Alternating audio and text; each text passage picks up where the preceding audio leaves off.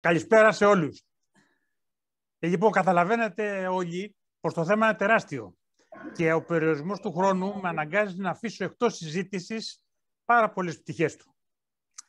Αλλά μεταξύ των πτυχών που δεν θα θίξω υπάρχουν δύο εξαιρετικά σημαντικές και είμαι υποχρεωμένος τουλάχιστον να πω ποιες είναι. Λοιπόν, το ένα είναι η σύσταση. Θα έχετε ακούσει ότι μόνο για ένα 5% του περιεχομένου του σύμπαντος γνωρίζουμε τι είναι. Το υπόλοιπο 95% μας είναι άγνωστο. Το άλλο είναι η εσχατολογία, δηλαδή η πρόβλεψή μας για τον τρόπο με τον οποίο θα τελειώσει τη ζωή του το σύμπαν. Δεν έχουμε το χρόνο να μιλήσουμε αυτό για να καταλάβετε ότι μια παρουσίαση υπόκαμα ειδικά αυτών των θεμάτων μόνο για αυτά το φθινόπωρο μου πήρε 2 ώρες. Άρα λοιπόν δεν υπάρχει χρόνος να μιλήσουμε και για αυτά τα θέματα σήμερα. Λοιπόν, τώρα αυτά που θα πω προϋποθέτουν γνώσεις που δεν αποτελούν εκτίμημα ενός γενικού ακροατηρίου. Έτσι είμαι υποχρεωμένος να επιχειρήσω μια πολύ σύντομη επισκόπηση αυτών των γνώσεων. Είναι γνώσεις που έχουν να κάνουν με αυτά τα κεφάλαια, αυτούς τους τομείς της φυσικής που βλέπετε εδώ πέρα. Εντάξει, αν εξαιρέσουμε τη θερμοδυναμική, οι υπόλοιπες είναι δύσκολες θεωρίες, τεράστιες και καταλαβαίνετε ότι δεν πρόκειται να εκθέσω εδώ πέρα τις θεωρίες σχετικότητας ούτε την κβαντική θεωρία. Λοιπόν, δεν έχουμε ούτε χρόνο ούτε εύκολο είναι. Μια ανοίξη θα κάνουμε μόνο σε ορισμένα σημεία τους. Μόνο σε ορισμένα σημεία τους που μας χρειάζονται παρακάτω. Λοιπόν, από αυτές τις προαπαιτούμενες γνώσεις, τα μόνα που διδάσκονται στο Λύκειο είναι ο δεύτερος νόμος θερμοδυναμικής και επιδερμικά μονάχα θίγεται η έννοια του φωτονίου που υπάρχει στο τομέα της κβαντικής φυσικής. Τίποτα άλλο. Λοιπόν, μετά από αυτές τις γνώσεις θα μπω στο θέμα το κύριο, που είναι η παρουσίαση της δεσπόζουσας σήμερα θεωρίας κοσμολογία για τη γέννηση και την εξέλιξη του σύμπαντος, δηλαδή της θεωρίας της μεγαλύτερης. Με βλέπετε. Το πέτω. Το έχω χωρίσει το θέμα σε 11 ενότητες με σκοπό την όσο το δυνατό αναλυτικότερη παρουσίαση, αλλά και την διευκόλυνση στην κατανόηση. Θα αναφερθώ σε αυτές τις ενότητες με τη σειρά που τις βλέπετε γραμμένες εδώ πέρα. Λοιπόν, αρχίζουμε με τις προαπαιτούμενες γνώσεις. Ο δεύτερος νόμος θερμοδυναμικής είναι ένας από τους 4 νόμους πάνω στους οποίους θεμελιώνει τη θερμοδυναμική. Όπως σας είπα, είναι γνωστός από το Λύκειο, αλλά στο Λύκειο διδάσκεται με τις αρχικές του διατυπώσεις, που αναφέρονται στη λειτουργία των θερμικών και των ψυχικών μηχανών. Γρήγορα όμως έγινε αντιληπτό ότι αυτός ο νόμος κρύβει μέσα του μια πολύ βαθύτερη αρχή της φύσης, η οποία δεν περιορίζεται μονάχα στη λειτουργία των μηχανών, αλλά δείχνει την κατεύθυνση που παίρνουν όλες τις διεργασίες που γίνονται σε όλα τα φυσικά συστήματα. Άρα χρειαζόμαστε και μια γενικότερη διατύπωση του απαγκιστρωμένη από τις μηχανές. Για αυτόν τον σκοπό εισάγουμε στην θερμοδυναμική ένα μέγεθος, ένα κατάλληλο μέγεθος που το ονομάζουμε εντροπία, το συμβολίζουμε με το λατινικό γράμμα S και με τη βοήθεια αυτού του νέου μεγέθους παίρνει την ακόλουθη γενική διατύπωση ο νόμος. Η εντροπία κάθε συστήματος στο οποίο δεν εισραίει ενέργεια είναι αδύνατο να μειωθεί. Μπορεί μόνο να αυξηθεί ή στην καλύτερη περίπτωση να μείνει σταθερή. Να το διατυπώσουμε κι αλλιώς, αφού αυξάνεται η εντροπία ή μένει σταθερή, τότε η μεταβολή ΔΕ στην εντροπία δεν μπορεί παρά να είναι θετική ή στην ευμενέστερη περίπτωση να είναι ίση με το 0. Λοιπόν, αργότερα ήρθε η στατιστική μηχανική, η οποία ερμήνευσε τη θερμοδυναμική. Πώς? Με αναγωγή των μακροσκοπικών φαινομένων σε φαινόμενα του μικροκόσμου. Αυτή λοιπόν η στατιστική μηχανική μας έδειξε ποια είναι η φυσική σημασία της εντροπίας. Και μας λέει ότι η εντροπία είναι ένα μέτρο της αταξίας που επικρατεί σε ένα σύστημα. Άρα ο νόμος μπορεί να πάρει και μια άλλη μορφή. Κάθε σύστημα ενεργειακά απομονωμένο οδεύει προς αύξηση της αταξίας του. Τώρα το σύμπαν εξ ορισμού περικλεί όλες τις φυσικές οντότητες. Άρα δεν υπάρχει τίποτα που να μπορεί να το τροφοδοτήσει με ενέργεια. Και έτσι, σύμφωνα με τον νόμο αυτόν, η εντροπία του σύμπαντος πρέπει διαρκώς να αυξάνεται. Λοιπόν, πάμε τώρα σε 3 σημεία που θα θίξουμε από την ειδική θεωρία της σχετικότητας. Σας θυμίζω ότι υπάρχουν 2 θεωρίες σχετικότητας, οικοδομημένες και 2 από τον Άλμπερτ Αϊνστάιν. Η μία δημοσιεύτηκε το 1905 και η άλλη το 1915, 10 χρόνια αργότερα. Λοιπόν, εδώ μιλάμε για την ειδική θεωρία. Λοιπόν, ο Αϊνστάιν μας έδειξε ότι ένας κινούμενος παρατηρητής βλέπει και διαφορετική διάρκεια ενός υβάντος και διαφορετικά μήκη από ότι ένας ακίνητος παρατηρητής. Δηλαδή, έχουμε μια μεταβολή του χώρου και του χρόνου ανάλογα με τον παρατηρητή. Και αυτές οι μεταβολές του χώρου και του χρόνου συνδέονται μεταξύ τους. Δηλαδή, αναμειγνύεται ο χώρος και ο χρόνος. Αυτή η ανάμειξη του χώρου και του χρόνου είναι που μας οδηγεί στη θεώρηση μιας ενιαίας τετρασδιάστατης οντότητας, η οποία ονομάζεται χωροχρόνος. Πάμε στο δεύτερο σημείο τώρα. Η μάζα και η ενέργεια είναι ισοδύναμες οντότητες για την ειδική θεωρία της σχετικότητας. Η μάζα δηλαδή θεωρείται ένα είδος ενέργειας, κάτι σαν συμπυκνωμένη ενέργεια, μπορούμε να το πούμε.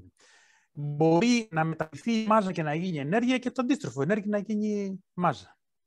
Και το τελευταίο σημείο, η θεωρία αυτή προβλέπει ένα ανώτατο όριο για τις ταχύτητες με τις οποίες μπορούν να κινηθούν και τα σώματα και τα κύματα.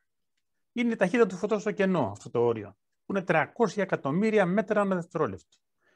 Ούτε και οι αλληλεπιδράσεις μπορούν να διαδοθούν με υπερφωτεινές ταχύτητες. Έτσι. Λοιπόν, πάμε τώρα στη γενική θεωρία της σχετικότητας, η οποία διατυπώθηκε πάνω από τον Αϊνστάιν 15 χρόνια αργότερα. Λοιπόν, εδώ πρόκειται για μια θεωρία βαρύτητας. Αλλά αυτή η βαρυτική θεωρία του Αϊνστάιν στηρίζεται σε έννοιες που είναι ριζικά διαφορετικές από την νευτόνια βαρυτική θεωρία. Δηλαδή, σύμφωνα με τη νέα θεωρία, η βαρύτητα δεν είναι δύναμη, όπως υποστηρίζει ο Νεύτωνας, αλλά είναι η εκδήλωση μιας τροποποίησης του χωροχρόνου. Καμπύλωση του χωροχρόνου είναι ο τεχνικός όρος για αυτή την τροποποίηση. Και την καμπύλωση του χωροχρόνου την προκαλεί παρουσία ενέργειας πάσης φύσεως. Εννοείται ότι και η μάζα συμπεριλαμβάνεται σε ενέργεια, έτσι, αφού είπαμε πως είναι μια μορφή ενέργειας.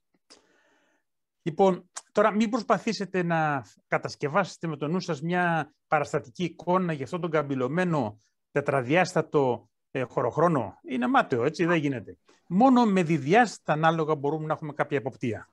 Θα σας δείξω λοιπόν ένα διδιάστατο ανάλογο. Βλέπετε, εδώ έχουμε ένα χωροχρόνο που δεν έχει 3 διαστάσεις του χώρου και 1 του χρόνου. Έχει μόνο 1 διάσταση του χώρου. Ας υποθέσουμε πως αυτή εδώ είναι η διάσταση του χώρου και 1 διάσταση του χρόνου. Αυτή ας υποθέσουμε εδώ, έτσι, η κατακόρυφη.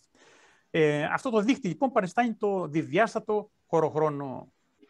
Η τοποθέτηση της σφαίρας έχει καμπυλώσει, όπως βλέπετε, το χωροχρόνο. Εδώ μπορούμε να τη φανταστούμε την καμπύλωση, να έχουμε παραστατική εικόνα για αυτή. Στην περιοχή λοιπόν, στη γειτονιά της σφαίρας, ο χωροχρόνος είναι καμπυλωμένος. Ενώ μακριά από αυτή, εδώ για παράδειγμα, είναι μη καμπυλωμένος. Λοιπόν, τώρα κοιτάξτε.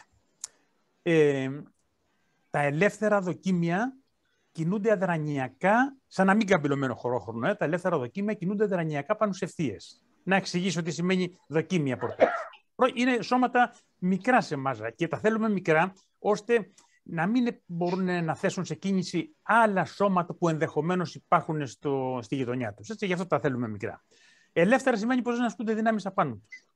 Και μιλάω για αδρανειακές κινήσεις, ότι κινούνται αδρανειακά, επειδή έτσι προβλέπεται από τον πρώτο νευτόνιο νόμο της μηχανικής. Το ξέρουμε όλοι αυτόν τον νόμο από το σχολείο. Σε ένα σώμα που δεν ασκούνται δυνάμεις, ή μένει ακίνητο ή κινείται ευθύγραμμα και ομαλά. Αυτή η ευθύγραμμη ομαλή κίνηση είναι μια κίνηση δίχως επιτάχυση και τη λέμε αδρανειακή κίνηση.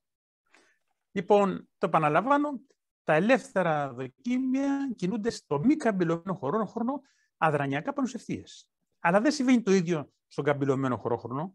Δηλαδή, στον καμπυλωμένο χωρόχρονο, όπως είναι σε αυτή την περιοχή εδώ πέρα, οι αδρανειακές κινήσεις πάβουν ανευθείες και γίνονται καμπύλες, οι οποίες ονομάζονται γεωδεσιακές. Για δείτε την επόμενη εικόνα. Εδώ πάλι φαίνεται ένας χωρόχρονος, καμπυλωμένος εδώ σε αυτή την περιοχή εξαιτίας της παρουσίας ύλης, και εδώ φαίνεται, ενώ μακριά από την ύλη είναι μη καμπυλωμένος. Φαίνεται η τροχιά ενός ελεύθερου λοιπόν δοκιμίου. Αυτή η μπλε γραμμή είναι. Όσο είμαστε στη μη καμπυλωμένη περιοχή του χωροχρόνου, η τροχιά είναι ευθεία. Αλλά πλησιάζοντας, μπαίνοντας στην καμπυλωμένη περιοχή, γίνεται καμπύλη τροχιά, έτσι. Ξεφεύγει από την ευθεία. Και ξεφεύγει όχι επειδή ασκείται μια δύναμη πάνω στο δοκίμιο από τη μάζα, όπως λέει η νευτόνια θεωρία, αλλά επειδή η αδρανειακή τροχιά είναι καμπύλη στο καμπύλο χωροχρόνο, έτσι. Δηλαδή, ο χρονόχρονος εξαναγκάζει το δοκίμιο να κινηθεί κατά αυτόν τον τρόπο.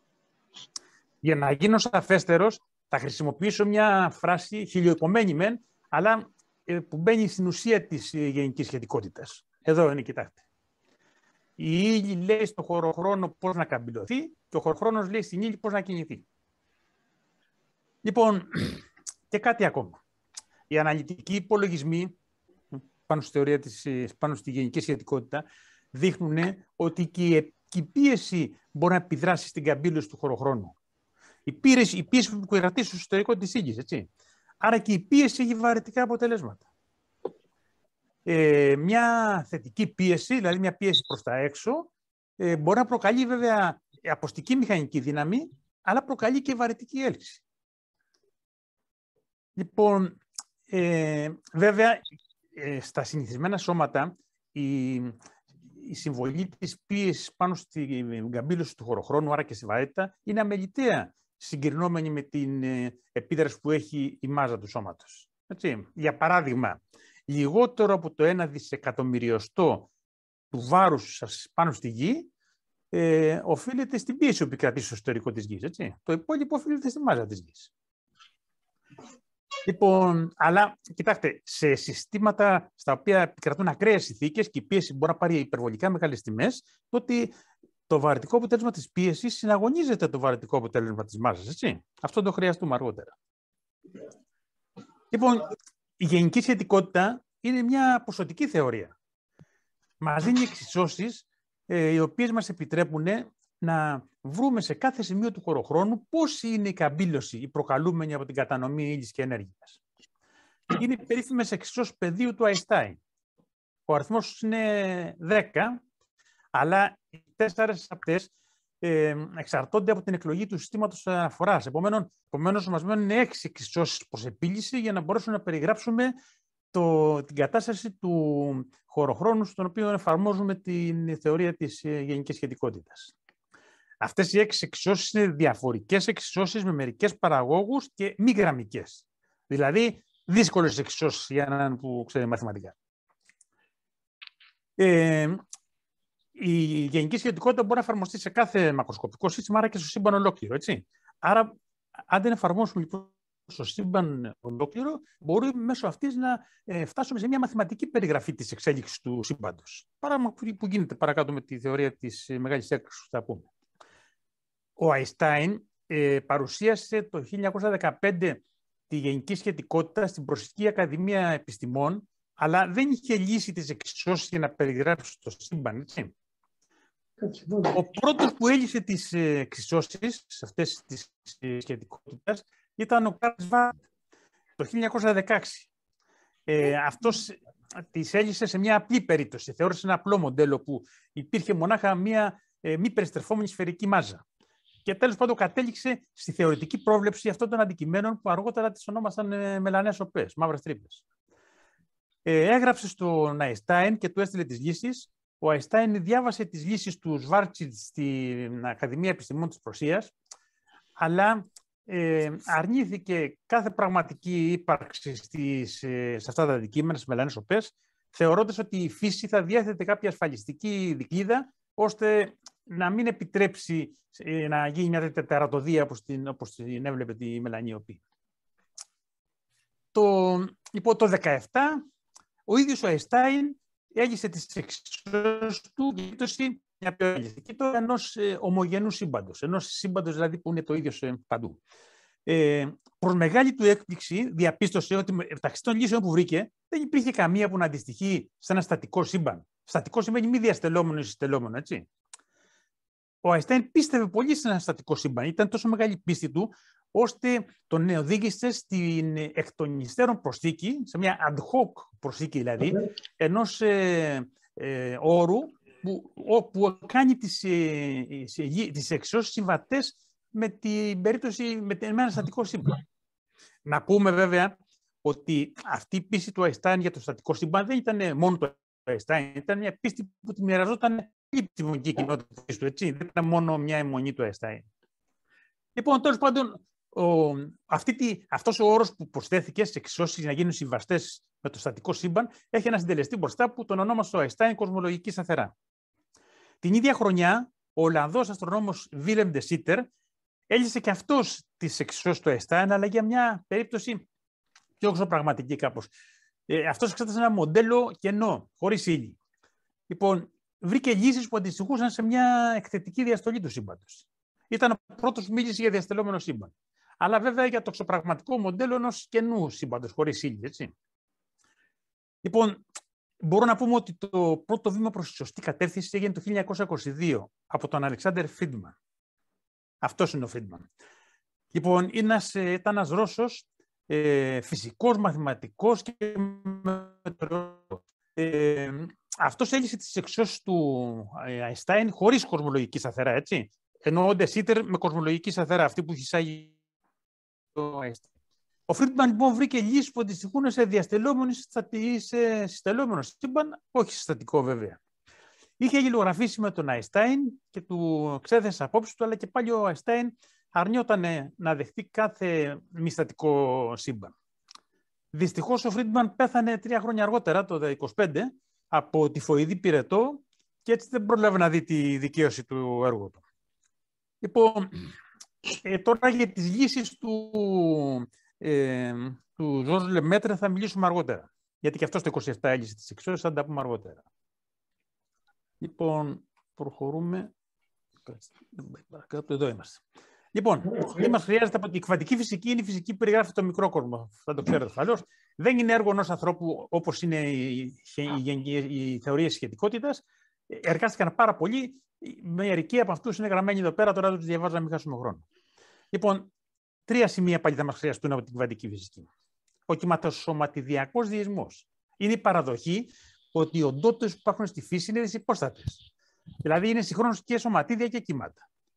Και το λέμε αυτό γιατί το δείχνουν τα πειράματα. Σε άλλα πειράματα εκδηλώνουν σωματιδιακή συμπεριφορά και σε άλλα κυματική συμπεριφορά. Έτσι. Λοιπόν, και το φως είναι και αυτό δυσυπόστατο. Αλλού εκδηλώνεται ως κύμα, όπως το ξέραμε παλιά, και αλλού ως σωματίδια. Αυτό λοιπόν μας επιτρέπει, και όχι μόνο μας επιτρέπει, μας υποχρεώνει σε ορισμένες περιπτώσεις να μιλάμε για τα φωτόνια, που είναι τα σωματίδια του φωτός. Έτσι. Αυτό είναι τα φωτόνια. Λοιπόν, η αρχή της απροσδιοριστίας είναι και αυτή ένας θεμελιώδης νόμος της κουαντικής μηχανικής και μας λέει ότι η ταυτόχρονη γνώση με περιόριστη ακρίβεια 2 φυσικών μεγεθών δεν είναι πάντοτε δυνατή.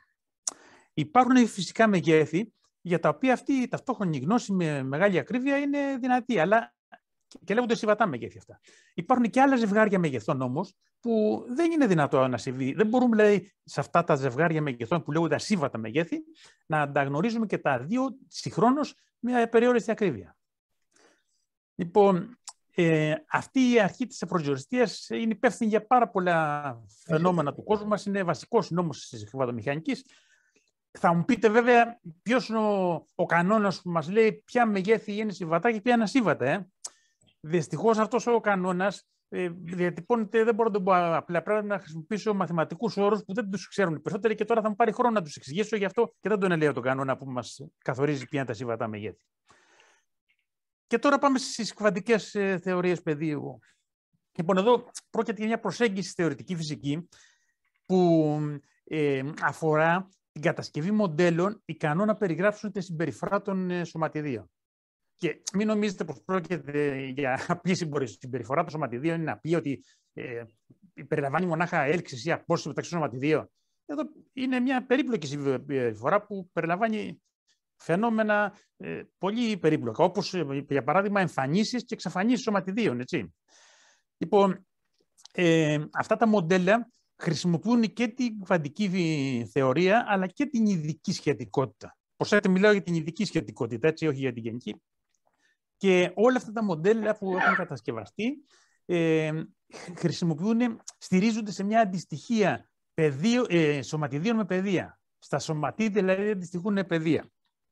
Και μάλιστα Τα πεδία είναι που θεωρούνται σαν θεμελιώδη οντότητες και είναι δευτερεύουσες οντότητες στα σωματίδια. Τα σωματίδια τα βλέπουν οι θεωρίες αυτές σαν κυματισμούς ενέργειας πάνω στα υποκείμενα πεδία. Να το πω με άλλον τρόπο, τα πεδία όταν διεγερθούν εμφανίζουν τα σωματίδια. Όταν προσλάβουν ενέργεια και διεγερθούν, τότε εμφανίζουν τα σωματίδια. Επίσης, οι θεωρίες βλέπουν αυτά τα σωματίδια, θεωρούν ότι εκτείνονται σε όλο τον χώρο. Λοιπόν, τώρα, σύμφωνα με αυτή τη θεώρηση των κβαντικών θεωριών πεδίου, το κενό δεν είναι κενό στα αλήθεια. Γιατί ακόμα και στην περίπτωση που δεν υπάρχουν σωματίδια, τα κβαντικά πεδία που τους αντιστοιχούν εξακολουθούν να υπάρχουν. Μάλιστα, σε αυτές τις θεωρίες πεδίου, το κενό ορίζεται ως η κατάσταση εκείνη η οποία αντιστοιχεί στην ελάχιστη δυνατή ενέργεια. Αυτή η ελάχιστη δυνατή ενέργεια, αυτή η κατάσταση αντιστοιχεί σε πρώτη προσέγγιση σε έλλειψη σωματιδίων. Είναι μια κατάσταση χωρίς σωματίδια, έτσι. Αλλά η ενέργεια, η ελάχιστη των πεδίων δεν μπορεί να είναι μηδενική.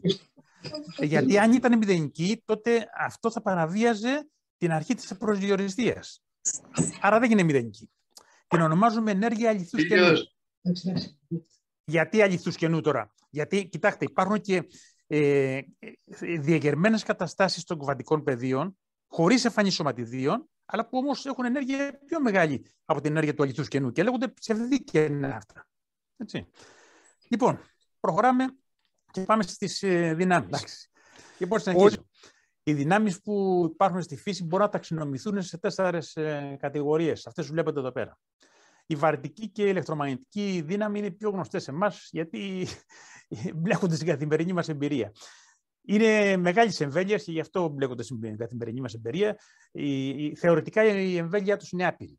Οι άλλες δύο όμως πυρηνικές δυνάμεις έχουν πολύ μικρή εμβέλεια. Έτσι. 10⁻15 μέτρα ισχυρή πυρηνική και 10⁻18 μέτρα η ασθενής πυρηνική δύναμη. Έτσι δεν έχουμε άμεση εμπειρία από αυτές, αλλά δεν πάβουν να είναι σημαντικά για τη συγκρότηση του κόσμου μας. Ο κόσμος μας είχε τη συγκρότηση που έχει χωρίς αυτές τις δυνάμεις.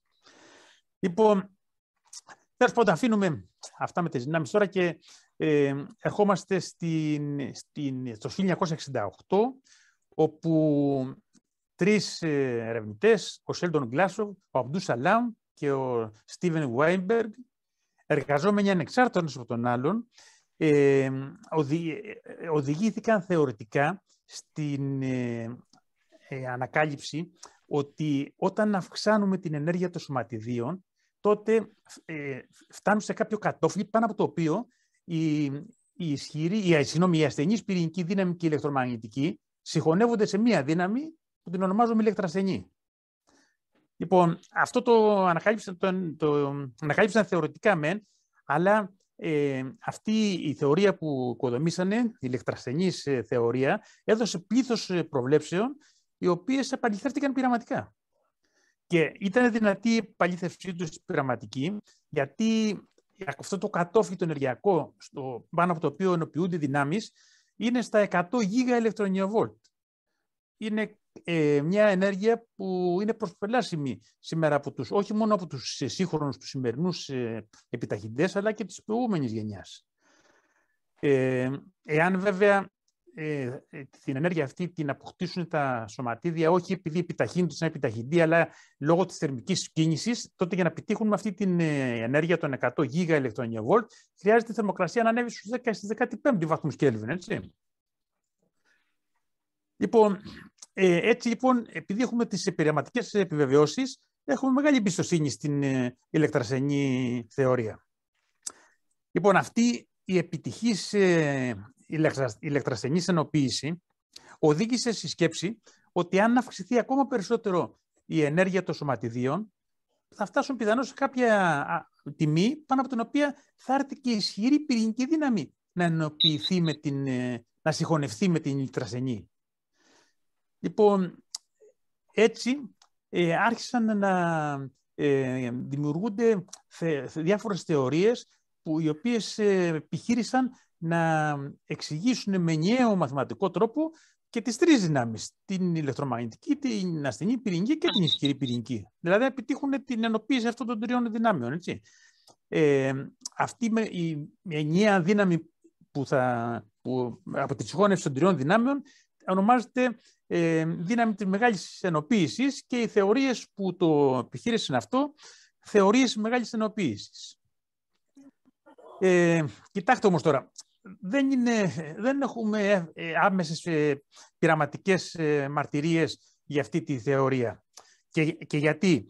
Γιατί η ενέργεια πάνω από την οποία ενοποιούνται αυτές τις δυνάμεις είναι κατά πολλές τάξεις μεγέθους μεγαλύτερη από την ενέργεια που μπορούμε να πετύχουμε σήμερα με το ισχυρότερο επιταχυντή που διαθέτουμε, αυτόν που είναι στο CERN.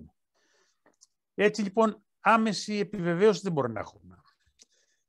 Έχουμε όμως κάποιους έμεσους ελέγχους της θεωρίας και είναι δύο οι βασικοί κύριοι, έτσι, η έμεση πειραματική έλεγχη. Ο ένας έχει να κάνει με τη διάσπαση του πρωτονίου και ο άλλος με τη μάζα των νετρίνων. Ας πούμε πρώτα για το πρωτόνιο.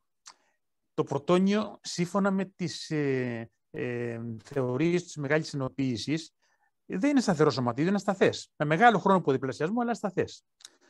Όμως όλες οι πειραματικές προσπάθειες για την πιστοποίηση μιας ραδιενεργού διάσπασης του πρωτονίου απέβηκαν άκαρπες. Δεν έχουμε λοιπόν τίποτα χειροπιαστό από αυτή τη μεριά.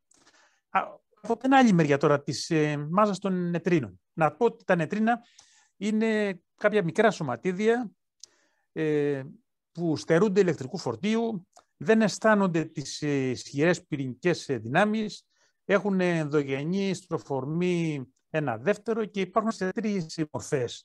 Τα ηλεκτρονικά νετρίνα, τα μειωνικά νετρίνα και τα ταφ νετρίνα. Λοιπόν, η πειραματική έρευνα όμως έδειξε ότι τα νετρίνα μπορούν να μετατρέπονται από τη μια μορφή στην άλλη. Λοιπόν, τώρα, για να μπορέσουμε να εξηγήσουμε θεωρητικά αυτή τη μετατροπή των νετρίνων από τη μια μορφή στην άλλη, αυτό το φαινόμενο ονομάζεται ταλάντωση των νετρίνων, πρέπει να δεχτούμε πως έχουν μάζα τα νετρίνα. Τώρα, κοιτάξτε, το καθιερωμένο πρότυπο της σωματιδιακής φυσικής δέχεται ότι τα νετρίνα είναι άμαζα σωματίδια, δεν έχουν μάζα. Ενώ οι θεωρίες της μεγάλης ενοποίησης προβλέπουν για τα νετρίνα ότι έχουν μάζα, μικρή μένα, αλλά όχι μηδενική.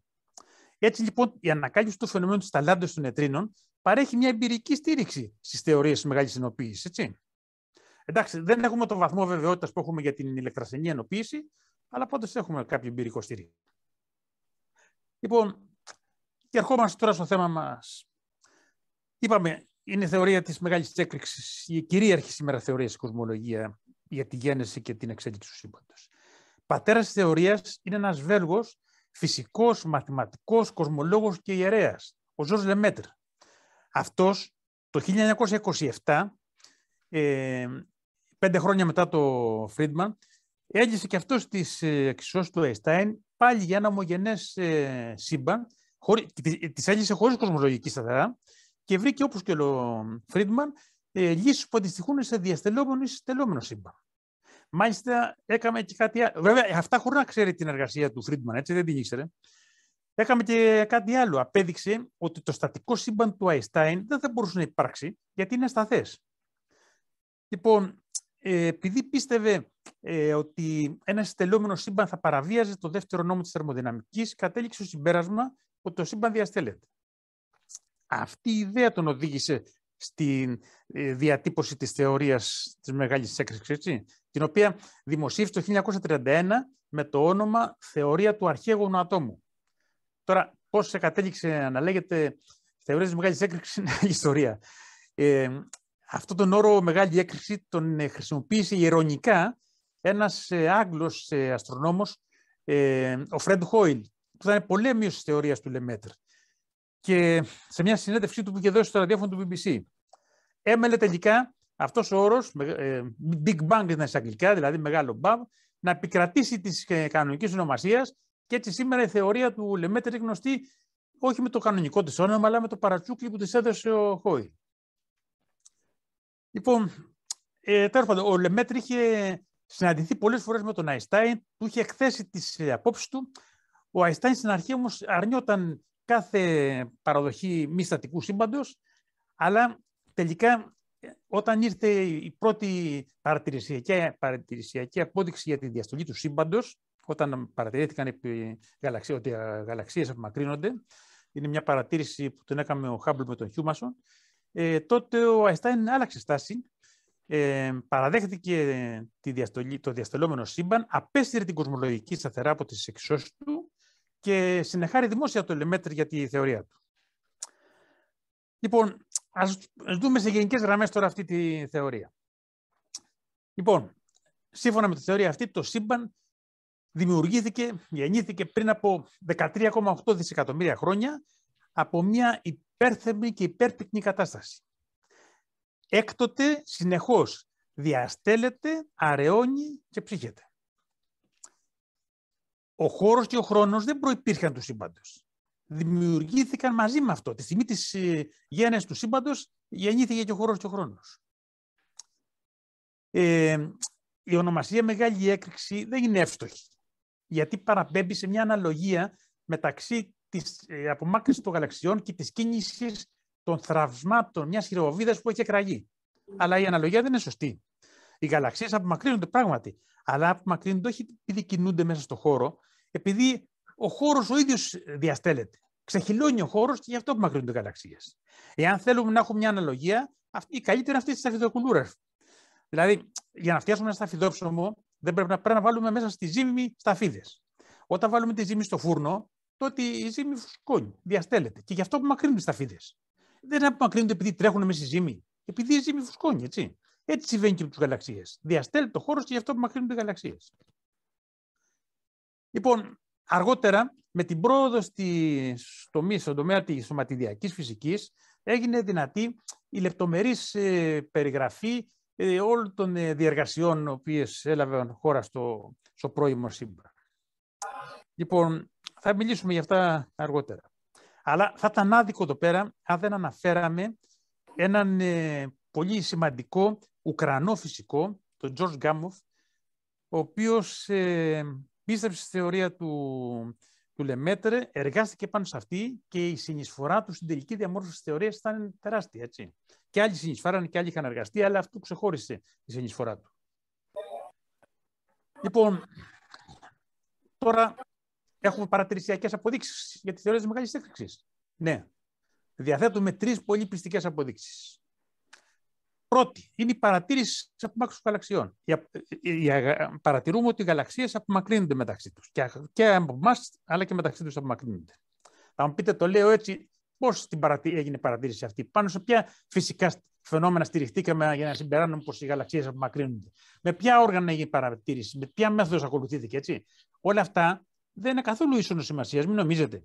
Μάλιστα, ξέρετε, οι επιστήμες της φύσης, για τις επιστήμες φύσης, είναι τα ευρήματα τα εμπειρικά, δηλαδή της παρατήρησης και του πειράματος που θα κρίνουν μια θεωρία αν θα γίνει αποδεκτή ή αν θα απορριφθεί. Δεν είναι καθόλου ίσονος σημασίας αυτά τα πρακτικά θέματα, έτσι. Και δεν αφορούν μονάχο την παρατήρηση της απομάκρυνσης των γαλαξιών, αλλά και τις άλλες 2 παρατηρήσεις. Αλλά δεν έχω το χρόνο να κάτσω να εξηγήσω πώς έγιναν αυτές οι παρατηρήσεις. Θα ήθελα μια ειδική ομιλία μόνο για να εξηγήσω το πρακτικό μέρος αυτών των παρατηρήσεων. Λοιπόν, πάμε στη δεύτερη τώρα παρατήρηση. Ελαφρά στοιχεία είναι εκείνα που έχουν μικρούς ατομικούς αριθμούς. Είναι τα κυριότερα που υπάρχουν στο σύμπαν, είναι το υδρογόνο και το ήλιο. Αλλά σε μικρότερες αναλογίες υπάρχει και λίθιο και βυρίλιο και δευτέριο, ξέρω, ένα ισότοπο του υδρογόνου. Λοιπόν, η αναλογία αυτών των στοιχείων έχει παρατηρηθεί και βρέθηκε ότι συμφωνεί με την πρόβλεψη που είχε κάνει η θεωρία της Μεγάλης Έκρηξης. Άρα έχουμε μια άλλη παρατηρησιακή επιβεβαίωση. Και τέλος έχουμε την τρίτη παρατήρηση, την ανακάλυψη της κοσμικής μικροκλιματικής ακτινοβολίας, η οποία είναι και εκείνη η παρατήρηση που έβαλε την ταφόπλακα. Λοιπόν, έλεγα πως η ανακάλυψη της κοσμικής μικροκλιματικής ακτινοβολίας έβαλε την ταφόπλακα σε όλες τις θεωρίες τις ανταγωνιστικές της Μεγάλης Έκρηξης. Γιατί δεν μπορούσαν να την εξηγήσουν, παρά μόνο η θεωρία της Μεγάλης Έκρηξης μπορούσε να εξηγήσει αυτή την ακτινοβολία. Και μάλιστα την είχε προβλέψει ο Τζορτζ Γκάμοφ, που σας είπα προηγουμένως, 20 χρόνια πριν από την ανακάλυψή της. Λοιπόν, δεν μπαίνω σε λεπτομέρειες να σας πω ότι είναι αυτή τώρα η μικροκυματική ακτινοβολία. Ηλεκτρομαγνητικά κύματα βασικά είναι με μήκος κύματος από 1 μιλιμέτρο μέχρι 1 μέτρο, αλλά μην πούμε περισσότερα. Προχωρούν παρακάτω. Και πάμε τώρα στα προβλήματα που αντιμετωπίζει η θεωρία της μεγάλης έκρηξης. Γιατί έχει και προβλήματα. Λοιπόν, το σημαντικότερο, το πιο σπουδαίο πρόβλημα είναι η περιγραφή του σύμπαντος από τη στιγμή της γέννησής του, τη χρονική στιγμή 0 δηλαδή, μέχρι την ηλικία των 10 εις 43 δευτερολέπτων, αυτού του πολύ μικρού χρόνου. Λοιπόν, η γενική σχετικότητα βέβαια μας δίνει λύση για αυτό το χρονικό διάστημα. Και η λύση που μας δίνει μας δείχνει ότι τη χρονική στιγμή 0 η κατάσταση του ήταν σε μια κατάσταση στο σύμπαν που ήταν άπειρη η θερμοκρασία και η πυκνότητα. Αλλά πιστεύουμε ότι πριν από το χρόνο 10 43 σεκόντ, που το ονομάζουμε χρόνο Πλάνκ, η θεωρία της σχετικότητας δεν ισχύει. Γι' αυτό της γενικής σχετικότητας δεν εμπιστευόμαστε και δεν μπορούμε να μιλήσουμε για αυτές τις πρώτες στιγμές. Και γιατί δεν ισχύει? Γιατί το σύμπαν ήταν μικροσκοπικό σε μέγεθος τότε. Και η θεωρία που πραγματεύεται το μικρόκοσμο είναι η κβαντική θεωρία, η κβαντική φυσική. Δεν μπορούμε να μην τη λάβουμε υπόψη μας. Πρέπει να λάβουμε υπόψη μας λοιπόν και την κβαντική φυσική, όχι μόνο τη γενική σχετικότητα. Τώρα το θέμα είναι ότι πρέπει να συνδυαστούν και οι δύο θεωρίες, έτσι. Καταρχήν να σας πω ότι αυτό το πρόβλημα δεν παρουσιάζεται σε άλλες περιπτώσεις. Δηλαδή, όταν μελετάμε το σημερινό μικρόκοσμο, μπορούμε να αγνοήσουμε τη βαρύτητα, γιατί οι μάζες στο σημερινό μικρόκοσμο είναι μικρές. Οι μάζες στο σωματίδιο είναι αμεληταίες, έτσι. Και βασιζόμαστε μόνο στην κβαντική θεωρία.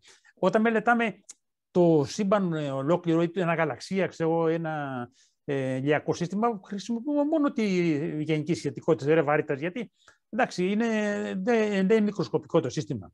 Αλλά υπάρχουν δύο περιπτώσεις μονάχα που χρειάζεται, που είναι και μικροσκοπικό το σύστημα και συγχρόνως είναι με μεγάλες σημάζες και ισχυρά τα βαρικά πεδία. Είναι το αρχαίγωνο σύμπαν, το πρώιμο σύμπαν, τότε στον χρόνο πριν από 10 στη μείον 43 σεκόντ, που και μεγάλες τεράστιες μάζες, όλες οι μάζες του σύμπαντος συγκεντρωμένοι σε μικροσκοπικό χρόνο. Άρα και τεράστια η μάζα και μικροσκοπικός ο χώρος.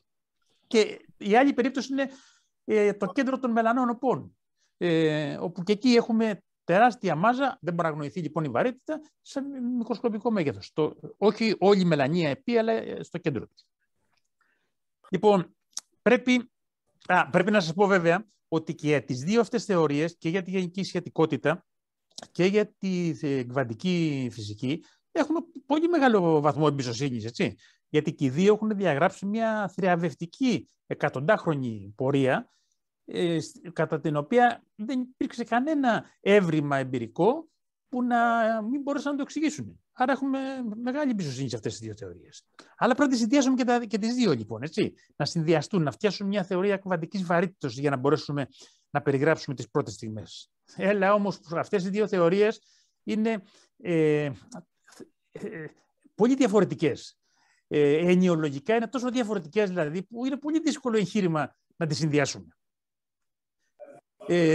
Αλλά δεν μπορούμε χωρίς το συνδυασμό αυτών των δύο θεωριών. Λοιπόν, πολλοί άριθμοι ερευνητές σε όλο τον κόσμο, δεκαετίες τώρα, όχι τελευταία, αγωνίζονται με αυτό το δύσκολο πρόβλημα. Αλλά μέχρι στιγμής δεν έχουμε φτιάσει μια θεωρία κβαντικής βαρύτητας. Μια ολοκληρωμένη θεωρία δεν υπάρχει. Και έτσι δεν μπορούμε να πούμε τίποτα προς το παρόν, τίποτα σίγουρο για τις πρώτες στιγμές. Για την περίοδο δηλαδή πριν από τα 10-43 σεκόντ. Από εκεί και πέρα βέβαια μπορούμε να δούμε τι συμβαίνει. Γιατί πρώτον η βαρύτητα περιγράφεται ικανοποιητικά από τη γενική σχετικότητα. Όσον αφορά τις διεργασίες μεταξύ των σωματιδίων, διαθέτουμε τις σωματιδιακές θεωρίες, έτσι. Και από τη χρονική στιγμή των 10-43 σεκόντ μέχρι την ηλικία των 10-35 σεκόντ είναι οι κβαντικές, οι θεωρίες μεγάλης ενοποίησης που το κάνουν αυτό, έτσι. Αλλά, εντάξει, δεχόμαστε την αλήθεια αυτών των θεωριών, αλλά είπαμε όχι με τόσο μεγάλο βαθμό εμπιστοσύνης. Από εκεί και πέρα όμως, από τα 10-35 σεκόντ και μετά, τότε αναλαμβάνουν άλλες θεωρίες για τις οποίες έχουν πολύ μεγαλύτερη εμπιστοσύνη. Λοιπόν, ας αφήσουμε τώρα προς το παρόν αυτό το καλύτερο πρόβλημα, το μείζον πρόβλημα στη θεωρία και ας έρθουμε σε 3 άλλα προβλήματα, τα οποία όμως επιδέχονται αντιμετώπιση. Λοιπόν, το πρόβλημα το ορίζοντα πρώτα. Τι είναι? Κοιτάξτε, οι παρατηρήσεις δείχνουν ότι το σύμπαν σε μεγάλη κλίμακα μεγεθών, έτσι, σε αποστάσεις της τάξης των εκατοντάδων εκατομμυρίων των φωτός, είναι ομογενές, δηλαδή είναι όμοιο παντού. Αλλά το πρόβλημα είναι ότι η θεωρία της μεγάλης έκρηξης προβλέπει για τη διαστολή τέτοια ταχύτητα όσο το σύμπαν να μην έχει προλάβει να ομογενοποιηθεί. Δηλαδή με τους συνηθισμένους τρόπους που επιτυχάνει τη θερμοδυναμική ισορροπία. Για παράδειγμα, φανταστείτε 2 περιοχές του σύμπαντος που απέχουν από εμάς απόσταση 10 δισεκατομμύρια έτη φωτός. Αλλά σε αντιδιαμετρικά σημεία. Η μία προς τα δεξιά μας και η άλλη αριστερά μας. Έτσι. Τότε μεταξύ τους απόσταση είναι 10 και 10, 20 δισεκατομμύρια έτη φωτός. Έτσι. Για να μεταβεί φως, να φύγει φως από μια περιοχή και να πάει στην άλλη, θα χρειάζονταν λοιπόν 20 δισεκατομμύρια χρόνια. Αλλά η ζωή του σύμπαντος είναι μόνο 13,8 δισεκατομμύρια χρόνια. Άρα φως δεν έχει προλάβει να πάει από τη μία περιοχή στην άλλη. Επειδή και οι αλληλεπιδράσεις δεν τρέχουν με ταχύτητες μεγαλύτερες του φωτός, ούτε και καμία αλληλεπίδραση μπορεί να είχαν αυτές τις 2 περιοχές. Αλλά χωρίς να αλληλεπιδράσουν, πώς γίνεται και είναι όμοιες? Πώς έχουν δηλαδή την ίδια μέση πυκνότητα, την ίδια μέση θερμοκρασία, την ίδια αριθμητική πυκνότητα γαλαξιών? Το να γεννήθηκε το σύμπαν από τον άτομο τη στιγμή της γέννησής του τόσο ομοιόμορφο φαίνεται απίθανο, έτσι. Αυτό είναι λοιπόν το πρόβλημα. Το άλλο πρόβλημα της επιδότητας. Η γενική σχετικότητα επιτρέπει στο χωρικό μέρος του χωροχρόνου, δηλαδή στο χώρο σκέτο, έτσι, να έχει διάφορες γεωμετρίες που αντιστοιχούν σε διάφορες τιμές της καμπυλότητας, ενός μεγέθους που λέγεται καμπυλότητας. Δεν θα μπλέξουν πολύ με αυτά. Η καμπυλότητα μπορεί να πάρει τιμές θετικές, αρνητικές ή και 0, έτσι. Οι παρατηρήσεις όμως δείχνουν ότι η καμπυλότητα του σύμπαντος είναι ή ακριβώς 0 ή πολύ κοντά στο 0. Δηλαδή το σύμπαν ή είναι επίπεδο ή είναι σχεδόν επίπεδο. Και πάλι έχουμε ένα πρόβλημα εδώ πέρα. Με τόσες τιμές έχει να πάρει η καμπυλότητα. Πώς διάλεξε μια τιμή τόσο κοντά στο 0? Πάλι απίθανο φαίνεται, έτσι. Τέλος, τα μαγνητικά μονόπολα είναι κάποια στοιχειώδη σωματίδια που έχουν ένα μαγνητικό πόλο, μόνο έναν, ή βόρειο ή νότιο. Οι θεωρίες της μεγάλης ενοποίησης προβλέπουν ότι αυτά τα σωματίδια σχηματίστηκαν σε τεράστιους αριθμούς στο πρώιμο σύμπαν. Αλλά τώρα δεν υπάρχουν. Τι έγιναν λοιπόν? Πώς εξαφανίστηκαν, έτσι? Εδώ το πρόβλημα. Λοιπόν, πώς αντιμετωπίζετε λοιπόν τώρα αυτό? Κοιτάξτε, γύρω στο 1980, κάποιοι κοσμολόγοι, μεταξύ των οποίων αυτοί που γράφω εδώ πέρα παρακάτω, συνέλαβαν ιδέες πάνω κάτω παρόμοιες, οι οποίες αποσκοπούσαν στην αντιμετώπιση αυτών των προβλημάτων. Και έτσι δημιουργήθηκε μια προσθήκη στην θεωρία της μεγάλης έκρηξης που λέγεται πληθωρισμός. Για να είμαστε ειλικρινείς, δεν υπάρχει ένας πληθωρισμός. Υπάρχουν πολλές εκδοχές του πληθωρισμού ή καλύτερα πολλές πληθωριστικές θεωρίες. Λοιπόν, σύμφωνα με την επικρατέστερη από αυτές, στο σύμπαν στις χρονικές στιγμές από 10 στη μείον 36 σεκόντ, δευτερόλεπτες δηλαδή, μέχρι το 10 στη μείον 32 σεκόντ μετά τη μεγάλη έκρηξη, υπέστη μια υπερταχεία εκθετική διαστολή, η οποία το έφερε από το μικρό κόσμο στο μακρό κόσμο. Πρόκειται για μια τεράστια διόγκωση, κολοσιαία διόγκωση, η οποία έγινε σε ελάχιστο χρόνο και με εξέφρενο ρυθμό. Πριν από τον πληθωρισμό, το σύμπαν διαστελόταν με ένα αλλά με βραδύ ρυθμό και τα φωτόνια που έτρεχαν με ταχύτητα πολύ μεγαλύτερη από την ταχύτητα διαστολής μπόρεσαν και έφεραν σε αιτιακή σύνδεση όλες τις περιοχές του σύμπαντος και έτσι τις ομογενοποίησαν. Ο πληθωρισμός βέβαια έγινε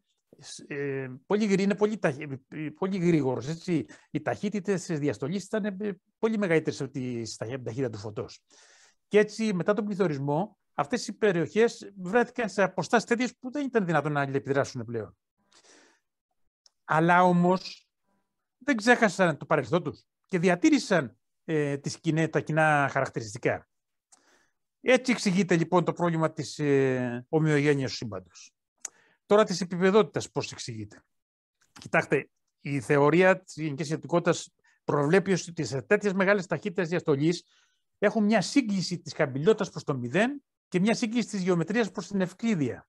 Δηλαδή, με άλλα λόγια να το πω, ό,τι τιμή και να έχει χαμηλότητα όταν δημιουργήθηκε το σύμπαν, αυτή μετά τον πληθωρισμό μειώθηκε τόσο πολύ ώστε να φτάσει κοντά στο 0 όπως είναι σήμερα. Και έτσι λύνεται το πρόβλημα της επεδότητας. Όσον αφορά τώρα τα μονόπολα, η τεράστια διόγκωση του σύμπαντος τα αραίωσε τόσο πολύ ώστε να τα καταστήσει μία ανιχνεύσιμα σήμερα. Έτσι. Λοιπόν, κοιτάξτε τώρα, ο πληθωρισμός φαινομενολογικά έχει τεράστια επιτυχία, έτσι, γιατί είπαμε εξηγεί αυτές τις σχολίες. Είναι το καλύτερο μοντέλο που διαθέτουμε σήμερα για το αρχαίγωνο σύμπαν. Αλλά η φυσική του πληθωρισμού παραμένει πολύ άγνωστη, έτσι. Δηλαδή, ποιος είναι ο μηχανισμός που προκαλεί τον πληθωρισμό, πώς δημιουργήθηκε ο πληθωρισμός, έτσι. Κοιτάξτε λοιπόν να δείτε τι πιστεύουμε σήμερα. Πιστεύουμε πως ένα άγνωστο πεδίο που αντιστοιχεί σε ένα άγνωστο είδος ύλης είναι υπεύθυνο για τον πληθωρισμό, για αυτή την ξέφρενη διαστολή. Το ονομάζουμε ύφλατον αυτό το πεδίο. Κατά τη διάρκεια του πληθωρισμού, το πεδίο ύφλατο βρισκόταν σε κατάσταση ψευδούς κενού. Έχουμε πει τι είναι το ψευδές κενό.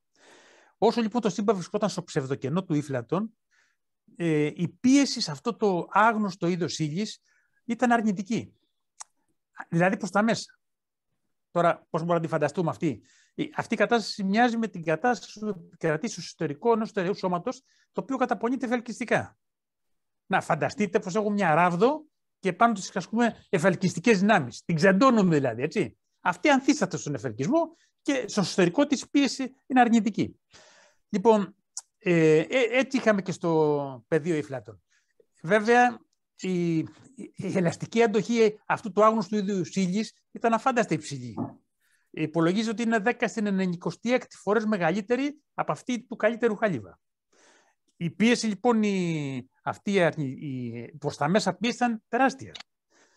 Τεράστια ήταν και η ενέργεια βέβαια του ψευδοκενού του ύφλατον και κατά τη διάρκεια της πληθωριστικής περίοδου ανταγωνίστηκαν η πίεση και η ενέργεια για τη βαρυτική επικράτηση.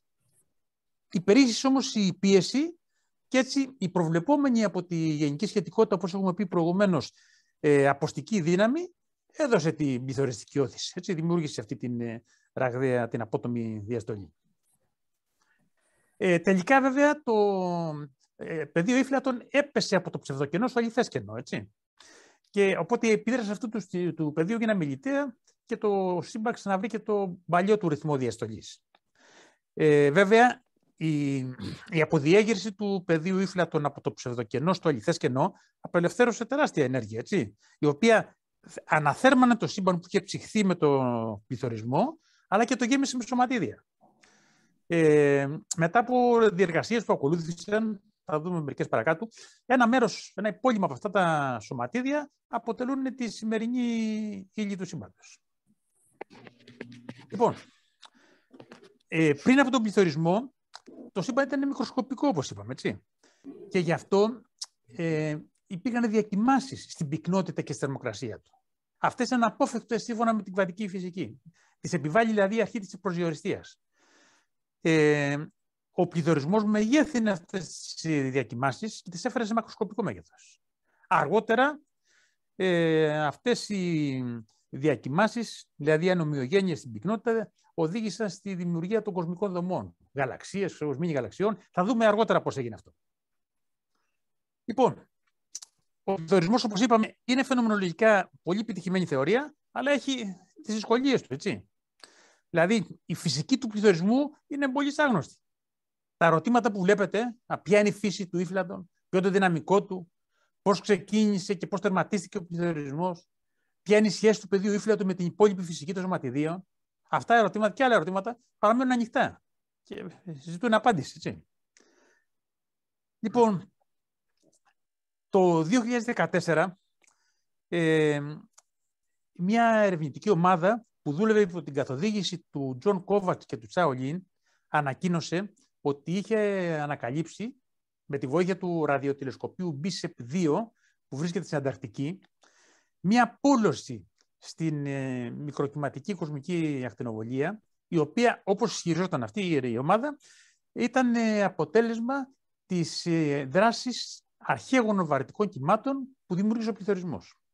Εφάνηκε λοιπόν πως είχαμε την πρώτη παρατηρησιακή συνηγορία υπέρ του πληθωρισμού. Αλλά τα πράγματα εξελίχθηκαν διαφορετικά. Τον επόμενο χρόνο, 11 μήνες για την ακρίβεια μετά από αυτή την ανακοίνωση, η ίδια ομάδα ανακοίνωσε ότι αυτή η πόλη που παρατήρησαν μπορούσε να εξηγηθεί ολοκληρωτικά από τη διαστρική σκόνη, χωρίς την ανάγκη βαρυτικών κυμάτων. Και δεν είναι αυτό μονάχα, υπάρχει και κάτι άλλο. Η παρατήρηση της πόλωσης δεν επιβεβαιώθηκε από το δορυφόρο Planck της ESA, της Ευρωπαϊκής Επιτροπής. Έτσι λοιπόν χάθηκε, δεν υπάρχει πλέον αυτή η πειραματική, η παρατηρησιακή απόδειξη. Οπότε στο ερώτημα αν έχουμε παρατηρησιακές αποδείξεις για την πληθωριστική θεωρία, η απάντηση είναι αρνητική. Δεν έχουμε καμία απόδειξη παρατηρησιακή. Υπάρχει και ένα άλλο ερώτημα όμως που έχει ενδιαφέρον. Έχει ο πληθωρισμός σε ευρύτατη αποδοχή στην επιστημονική κοινότητα? Και εδώ η απάντηση είναι αρνητική. Κοιτάξτε, η πλειονότητα των κοσμολόγων τον δέχεται τον πληθωρισμό, αλλά υπάρχουν και πολύ σημαντικοί κοσμολόγοι οι οποίοι τον απορρίπτουν. Θα αναφέρω μονάχα τις αντιρρήσεις του Βρετανού Άγγλου κοσμολόγου, μαθηματικού, φυσικού και κοσμολόγου, του Ρότζερ Πένροζ. Λοιπόν, ο Πένροζ απορρίπτει τον πληθωρισμό ως περιττό, διότι επινοήθηκε για να δείξει ότι η σημερινή ομοιομορφία του σύμπαντος δεν οφείλεται στο γεγονός ότι το σύμπαν γεννήθηκε ήδη σε μια πολύ έφτακτη και ομοιόμορφη κατάσταση, αλλά ότι η ομοιομορφία προέκυψε στην πορεία. Όμως, λέει ο Πενρόζ, αυτή η αρχική, πολύ έφτακτη, πολύ εκλεκτή κατάσταση του σύμπαντος είναι αναπόφευκτη. Γιατί την επιβάλλει ο δεύτερος νόμος της θερμοδυναμικής. Είπαμε, ο δεύτερος νόμος λέει ότι το σύμπαν βαίνει προς αύξηση αταξίας του, έτσι. Άρα, πηγαίνοντας στο παρελθόν, θα είχαμε περισσότερη τάξη. Και πηγαίνοντας στην αρχή του σύμπαντος, θα υπήρχε μια αρχική κατάσταση εξαιρετικά εκλεκτή και έφτακτη, έτσι. Γι' αυτό λοιπόν δεν δέχεται τον πληθωρισμό. Λοιπόν, και τώρα θα έρθω σε θα κάνω μια εξιστόρηση, θα διηγηθώ την ιστορία του σύμπαντος με τη βοήθεια δύο διαγραμμάτων. Λοιπόν, το διάγραμμα που βλέπετε δείχνει την ιστορία των δυνάμεων. Λοιπόν, είναι ένα διάγραμμα που έχει έναν άξονα μονάχα, έτσι, στην ουσία είναι ένα μονοδιάστατο διάγραμμα.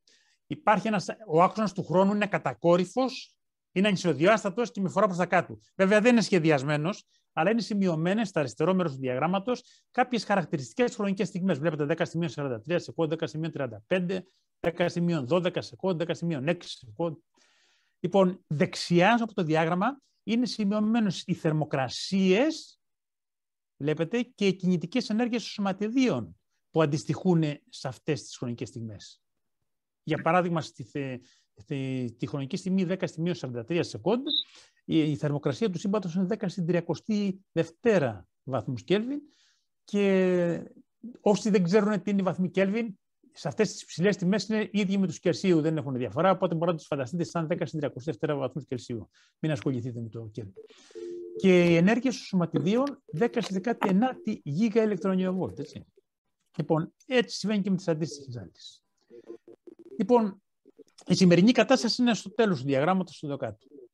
Λοιπόν, στην αρχή, πριν από το χρόνο Planck, αυτόν τον 10 σεκόντ, όπως πιστεύουμε, γιατί σας είπα για τις θεωρίες μεγάλης συνοποίησης, αλλά εδώ οι προσδοκίες μας δεν σταματούν εδώ πέρα. Πιστεύουμε ότι δεν έχουμε αποδείξει τίποτα ακόμα βέβαια, αλλά πιστεύουμε ότι σε ακόμα μεγαλύτερες κινητικές ενέργειες των σωματιδίων θα έρθει και η βαρυτική δύναμη να συγχωνευτεί με τις άλλες τρεις και έτσι θα έχουμε μια παγκόσμια δύναμη σε πολύ υψηλές ενέργειες, μια μοναδική που τη λέμε παγκόσμια δύναμη. Βέβαια, μην νομίζετε πως έχουμε καμιά θεωρία για αυτή τη δύναμη, έτσι. Δεν έχουμε και, όχι μονάχα δεν διαθέτουμε καμία θεωρία, αλλά ούτε και φαίνεται ότι στο εγγύς μέλλον θα έχουμε. Έτσι. Πρέπει πρώτα να ξεπεράσουμε το πρόβλημα, να βρούμε την κυβαντική, να επινοήσουμε μια κυβαντική θεωρία βαέτος και μετά να ψάχνουμε για τη θεωρία αυτής της συνολικής ενοποίησης. Αλλά τέλος πάντων προσδοκούμε ότι, αν όχι στο εγγύς μέλλον, τουλάχιστον στο απότερο μέλλον, ίσως τη βρούμε, δεν μπορούμε να είμαστε και σίγουροι. Έτσι. Δεν μπορούμε να προδικάσουμε την πορεία της επιστήμης, είναι απρόβλεπτη επιστήμη. Λοιπόν, αν τέλος πάντων υπήρχε αυτή η παγκόσμια δύναμη, τότε αυτή βασίλευε, αυτή κυριαρχούσε στο σύμπαν πριν από τον χρόνο Πλάνκ. Αλλά εκεί τη χρονική στιγμή, στα 10-43 σεκόντ, άρχισε να ξεχωρίζει από αυτή την παγκόσμια δύναμη, να ξεχωρίζει η βαρετική δύναμη. Επομένως, στο χρονικό διάστημα από 10-43 μέχρι 10-35, δύο δυνάμεις κυβερνούσαν το σύμπαν. Η βαρετική δύναμη και η δύναμη της μεγάλης ενοποίησης. Τη χρονική στιγμή των 10-35 σεκόντ, τώρα που βλέπετε, αρχίζει να ξεχωρίζει και η ισχυρή πυρηνική δύναμη και να εγκαταλείπει την δύναμη της μεγάλης ενοποίησης. Οπότε, στο χρονικό διάστημα από 10-35 μέχρι και 10-12 σεκόντ, υπάρχουν τρεις δυνάμεις που κυβερνάνε το σύμπαν. Η βαρετική, η ηλεκτρασθενής και η ισχυρή πυρηνική. Και τέλος, στη χρονική στιγμή 10-12 σεκόντ, αρχίζει να διαχωρίζεται και η ασθενής πυρηνική από την ηλεκτρομαγνητική, οπότε φτάνουμε τελικά στη σημερινή κατάσταση των 4 δυνάμεων. Αυτή είναι στις γενικές γραμμές, λοιπόν, η ιστορία των δυνάμεων. Έτσι. Θυμόσαστε που σας έλεγα ότι δεν μπορούμε να έχουμε μια άμεση πειραματική επαλήθευση των θεωριών της μεγάλης ενοποίησης, γιατί υπάρχουν πολλές παρόμοιες, γιατί κοιτάξτε πώς είναι η ενέργεια στην οποία ενοποιούνται οι τρεις δυνάμεις και φτιάχνουν τη μεγάλη ενοποιημένη δύναμη, είναι 10⁴ γίγα ηλεκτρονιοβόλτ. Για να έχετε ένα μέτρο σύγκριση, σας λέω ότι με τον ισχυρότερο επιταχυντή όπου διαθέτουμε σήμερα, τον LHC του CERN, πετυχαίνουμε ενέργειες 14 τέρα ηλεκτρονιοβόλτ. 14 τέρα ηλεκτρονιοβόλτ είναι 14.000 γίγα ηλεκτρονιοβόλτ, έτσι. Τώρα, μπροστά στο 10⁴, το 10⁴ είναι ασύγκριτα μεγαλύτερο από το 14.000 και έτσι δεν είναι δυνατόν ούτε στο εγγύς μέλλον να φανταστούμε ότι θα έχουμε την δυνατότητα να επιταχύνουμε σωματίδια σε τόσο μεγάλες ενέργειες. Λοιπόν, αφήνω το διάγραμμα και πάμε σε ένα άλλο διάγραμμα τώρα, το οποίο δείχνει την ιστορία του περιεχομένου του σύμπαντος. Έτσι. Εδώ, κοιτάξτε, αυτό είναι διάγραμμα 2 διαστάσεων. Ο οριζόντιος άξονας, που πάλι δεν είναι σχεδιασμένος, έτσι, ο οριζόντιος άξονας είναι άξονας χρόνου, εδώ. Και είναι ανισοδιάστατος πάλι με φορά προς τα δεξιά και δεν είναι σχεδιασμένος.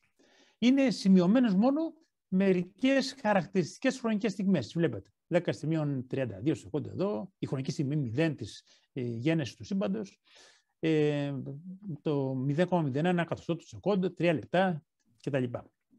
Λοιπόν, άρα έχουμε άξονα χρόνου οριζόντιου. Ο κατακόρυφος άξονας όμως είναι άξονας αποστάσεων. Κοιτάξτε, σε κάθε από αυτές τις χαρακτηριστικές στιγμές υπάρχει μια κατακόρυφη γραμμή σχεδιασμένη. Έτσι. Το τμήμα εδώ στο 1 μικροσεκόντ, δηλαδή στα 10⁻6 σεκόντ, υπάρχει αυτή η γραμμή για παράδειγμα.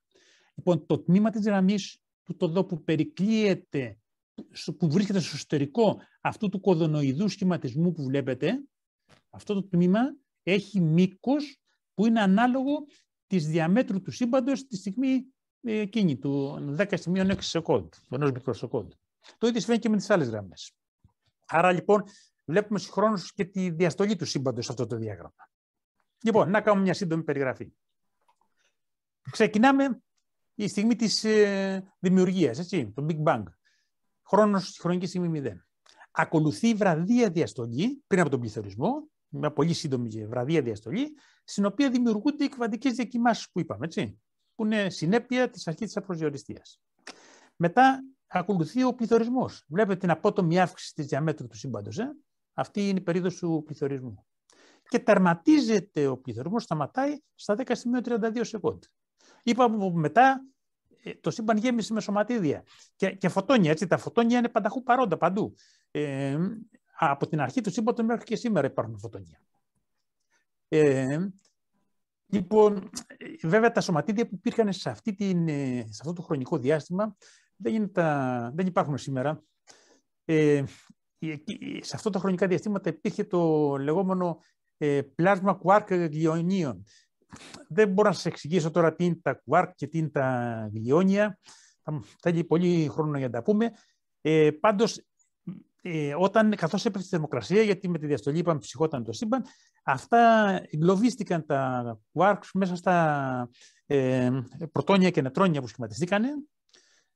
Πρωτόνια σχηματιστήκανε μέχρι τη χρονική στιγμή του 1 μικροσεκόντα, των 10⁻6, 1 εκατομμυριωσό του δευτερολέπτου, έτσι. Μετά συνεχίστηκε ο σχηματισμός σωματιδίων, αλλά ελαφρύτερα σωματίδια. Τα ηλεκτρόνια σχηματιζόντα, συνεχίστηκαν να σχηματίζονται και μετά.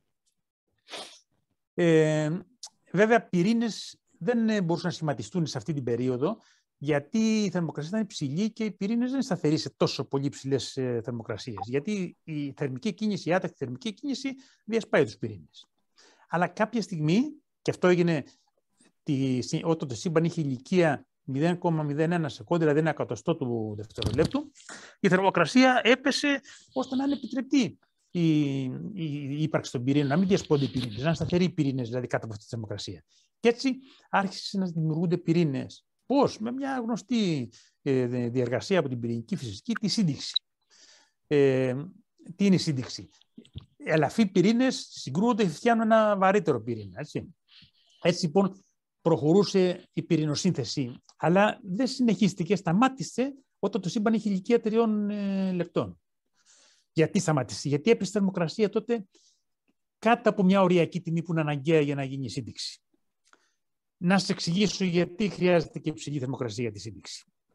Για να γίνει η σύνδεξη πρέπει οι πυρήνες να πλησιάσουν πολύ μεταξύ τους, ώστε να μπορέσει να αναλάβει η δράση, η ισχυρή πυρηνική δύναμη και να ενώσει τους δύο ελαφρούς πυρήνους σε ένα βαρύτερο. Γιατί αυτή είναι η δύναμη συνοχής μέσα στους πυρήνες, η ισχυρή πυρηνική. Αλλά έχει μικρή εμβέλεια. Χρειάζεται να πλησιάσουν πάρα πολύ. Λοιπόν. Αυτή η προσέγγιση λοιπόν των πυρήνων δυσκολεύεται όμως από την ηλεκτρική άποση. Γιατί οι πυρήνες, όπως ξέρετε, είναι θετικά φορτισμένοι. Και για να ξεπεραστεί το εμπόδιο, και αποθούνται μεταξύ τους, για να ξεπεραστεί το εμπόδιο λοιπόν, της ηλεκτρικής απόσης, θα πρέπει να τρέχουν με πολύ μεγάλες ταχύτητες οι πυρήνες. Και πώς τις βρίσκουν? Γιατί έχουν ταχύτητες? Λόγω της θερμικής κίνησης. Έτσι. Άρα χρειάζεται αρκετά υψηλή θερμοκρασία, ώστε να γίνει τέτοια προσέγγιση των πυρήνων, να πλησιάσουν τόσο πολύ μεταξύ τους, ώστε να επιληφθούν τις κατάστασεις στα ισχυρές πυρηνικές δυνάμεις και να γίνει η σύνδεξη. Λοιπόν, μετά από τα 3 λεπτά έπεσε η θερμοκρασία, ώστε να μην είναι δυνατή αυτή η προσέγγιση και η πυρηνοσύνθεση σταμάτησε. Έτσι. Πολύ αργότερα, βέβαια, συνεχίστηκε η πυρηνοσύνθεση στο ιστορικό των αστέρων, αλλά αργότερα πολύ. Τώρα, μετά τη σύνθεση των πυρήνων, το σταμάτησε η σύνθεση των πυρήνων, υπήρχαν στο σύμπαν πυρήνες, αλλά και ηλεκτρόνια ελεύθερα. Άτομα δεν υπήρχαν, γιατί σε αυτές τις θερμοκρασίες τα άτομα δεν είναι σταθερά. Πάλι η ζωηρή θερμική κίνηση διασπάει τα άτομα, έτσι. Αλλά αυτό μέχρι την ηλικία των 380.000 χρόνων, εδώ πέρα. Τότε, σε εκείνη την ηλικία, η θερμοκρασία του σύμπαντος ήταν 3.000 βαθμοί Κέλβιν. Κάτω από αυτή τη θερμοκρασία τα άτομα είναι σταθερά.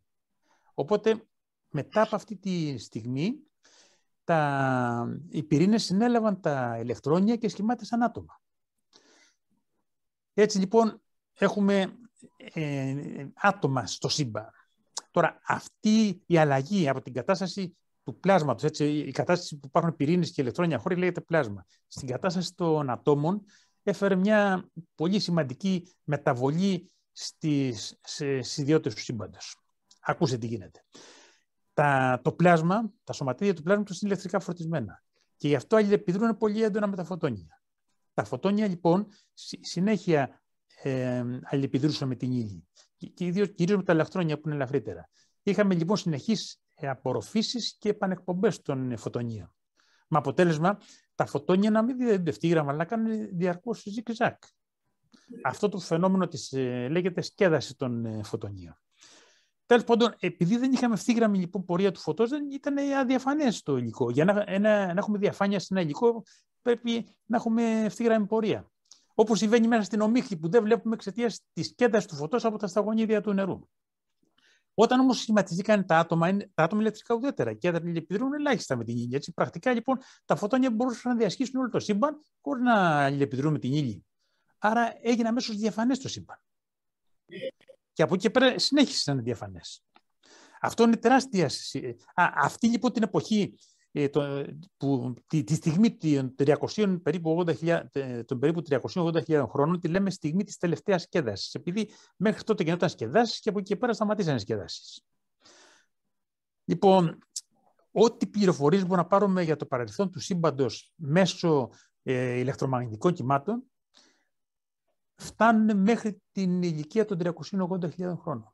Για τις προγενέστερες περιόδους δεν μπορούμε να πάρουμε πληροφορίες άμεσες μέσω ηλεκτρομαγνητικών κυμάτων, με το φως, δηλαδή με τις ακτίνες Χ, με τις ακτίνες Γ, με τις υπέρυθρες ακτινοβολίες. Γιατί το σύμπαν ήταν διαφανές στα ηλεκτρομαγνητικά κύματα, έτσι. Ελπίζουμε ότι στο μέλλον θα κατασκευάσουν βαρυτικά τηλεσκόπια, τα οποία θα μπορούσαν να μας δώσουν πληροφορίες μέσω των βαρυτικών κυμάτων για τις προγενέστερες περιόδους του σύμπαντος, έτσι. Γιατί η αδιαφάνεια είναι μόνο για τα ηλεκτρομαγνητικά κύματα, όχι για τα βαρυτικά. Αλλά προς το παρόν δεν έχουμε κατασκευάσει τέτοια τηλεσκόπια. Έχουμε ανιχνεύσει βαρυτικά κύματα, αλλά τηλεσκόπια βαρυτικά δεν έχουμε κατασκευάσει ακόμα. Λοιπόν, και πρέπει να πούμε και κάτι άλλο που έγινε περίπου τη στιγμή της τελευταίας σκέδασης. Λίγο πριν, λίγο μετά, δεν ξέρουμε. Δεν μπορούμε να ξέρουμε ποιο από τα δύο προηγήθηκε. Είναι μια μεταβολή στην ενεργειακή. Δηλαδή, πριν από αυτή την εποχή, πριν αυτή τη στιγμή που είναι πολύ κοντά στα 380.000 χρόνια, η ενέργεια των φωτονίων ήταν συνολικά περισσότερη από την ενέργεια των σωματιδίων. Και γι' αυτό αυτή την περίοδο την λέμε εποχή της φωτοκρατίας. Κυριαρχούσε το φως δηλαδή πάνω στα σωματίδια. Μετά όμως από εκεί τη στιγμή και ύστερα άλλαξε τη κατάσταση και η ενέργεια των φωτονίων έγινε λιγότερη από την ενέργεια των σωματιδίων και την ονομάζουμε εποχή υλοκρατίας αυτή.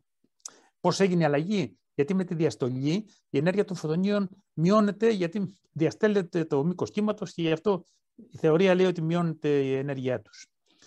Έτσι λοιπόν,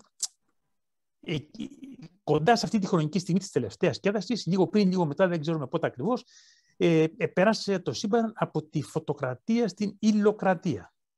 Τώρα, κοιτάξτε, η θεωρία, οι εξισώσεις της σχετικότητας προβλέπουν ότι για ένα φωτοκρατούμενο ομογενές σύμπαν, ο ρυθμός διαστολής είναι τέτοιος ώστε κάθε στιγμή η ακτίνα του σύμπαντος να είναι ανάλογη προς τη τετραγωνική ρίζα του χρόνου. Ενώ για ένα υλοκρατούμενο σύμπαν πάλι ομογενές, η θεωρία προβλέπει ότι είναι ταχύτερη η διαστολή και γίνεται με τέτοιο τρόπο ώστε κάθε στιγμή η ακτίνα του σύμπαντος να είναι ανάλογη του χρόνου υψωμένου σε 2 τρίτα. Βασικά είναι πιο γρήγορη διαστολή, αυτό μας λέει.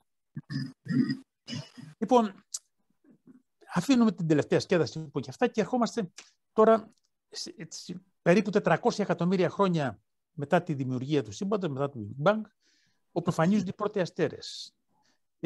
Πώς δημιουργηθήκανε? Επειδή η βαρύτητα ενίσχυσε αυτές τις ανομοιομορφίες. Οι διακυμάνσεις που είχαμε πει στην πυκνότητα ενισχύθηκαν με τη βαρύτητα και σχηματιστήκαν οι αστέρες. Το πώς το γνωρίζουμε αρκετά καλά, μας το λέει η αστρονομία. Δεν το λέω τώρα γιατί βλέπω τον χρόνο που έχει περάσει και για να μην το καθυστερήσω πολύ, το λέω. Αλλά αν θέλει κανείς μπορεί να το ρωτήσει και να το πούμε στις ερωτήσεις. Μετά η βαρύτητα συνέχισε να δρά και συγκέντρωνε τους αστέρες σε μεγάλους σχηματισμούς που τους ονομάζουμε γαλαξίες και τους γαλαξίες σε μίνι γαλαξιών και τελικά φτάσαμε στη σημερινή κατάσταση του σύμπαντος. Όλα αυτά μπορούμε να τα ξέρει η αστρονομία, έχουμε θεωρίες στην αστρονομία που μας εξηγούν πώς γίνανε. Πιο πολλά ξέρουμε για τη δημιουργία των αστέρων και των γαλαξιών και λιγότερα για τη δημιουργία πλανητικών συστημάτων βέβαια, γιατί μόλις τα τελευταία χρόνια μπορούμε να παρατηρήσουμε άλλα πλανητικά σύστηματα πέρα του δικού μας, έτσι. Ενώ αστέρια που παρατηρούσαμε με τα τηλεσκόπια για μας πολύ καιρό και ξέρουμε πώς είναι η ζωή και ο θάνατος των αστέρων.